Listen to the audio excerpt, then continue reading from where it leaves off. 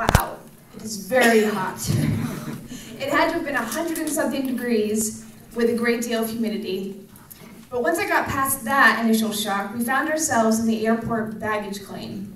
I had never seen anything like it before. We stepped through customs, walked over to get our bags, and stayed huddled in a large group of 29 people as a few of the guys reached through the crowd to grab the bags that were ours.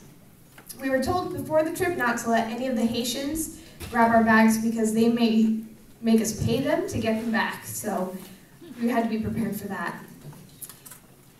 When we then walked outside through another crowd of Haitians to our transporting vehicles, the unfamiliar sights, sounds, and smells shocked my senses, as well as being bounced around in the back of a small covered truck down the dirty, potholed roads of Port-au-Prince.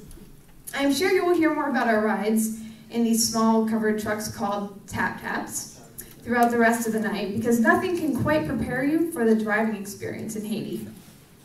Never had I been in such a place so impoverished. Never had I been in a place where green grass and trees were such a rarity.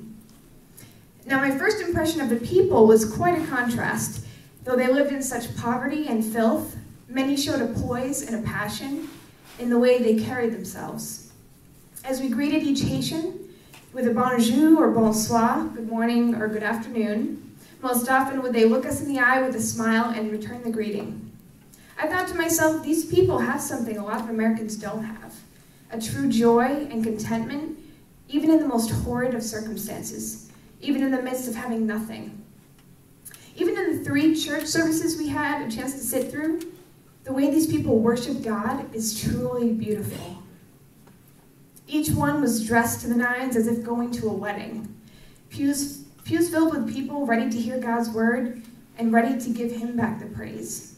That was a challenge to me coming back here to Foxborough, and those first impressions will never leave me.